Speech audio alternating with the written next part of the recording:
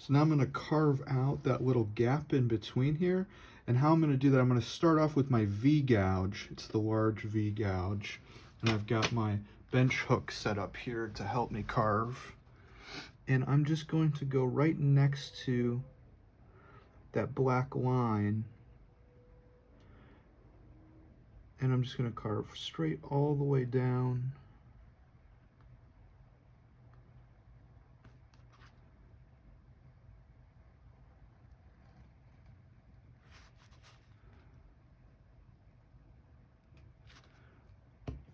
Until I hit the edge there. And I'm gonna just double checking, make sure it's nice and straight. I might kind of go in and fix if it got a little bit curved anywhere. Looks pretty good. Now I'm gonna do the same thing on the other side.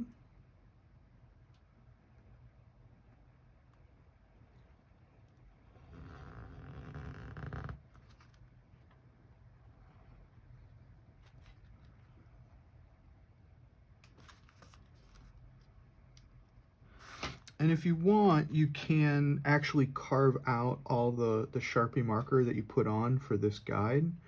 Normally we leave the Sharpie marker alone and we only carve out the red. But if I print a light color first, sometimes that Sharpie marker will transfer.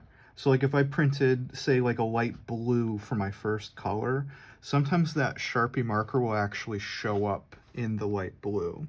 So around the image area, I'm actually just going to carve that black Sharpie marker line out, at least mostly out.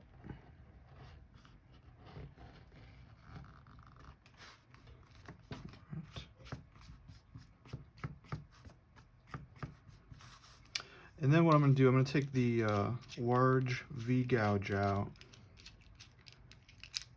and I'm going to replace it with the large U gouge. Tighten that on. Make sure it's not jiggling at all.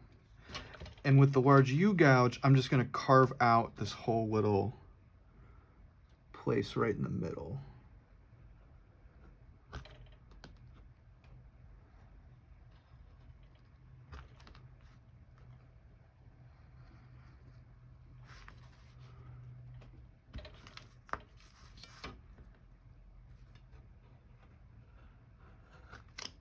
And just like the other material, for this you want to try not to go more than maybe halfway through the material.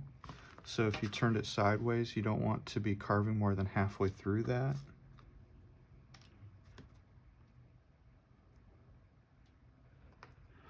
And for safety, I'm keeping both hands on the tool all the time so that my fingers don't end up in front of the tool at any point.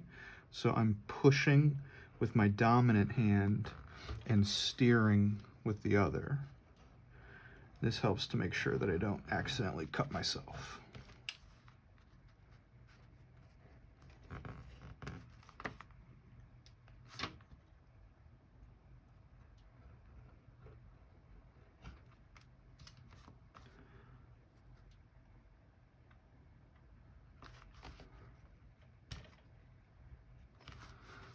So once you carve out that whole little middle area, I do like to go back, and I don't like to get chatter in this area. So I'll go back through and I'll just make sure that any of those high points on it, those like kind of tall, mountainous kind of ridges, I'll just kind of go back over and try to flatten them. It doesn't have to be totally perfect, but the more you carve out, the less you'll have to fix later when you're printing. Flip it around to make sure I get all the way to the edge on this side. All right. And that looks pretty good. So this here is where your image goes, and then there's a little gap, and then this is where our pins are going to go for registration.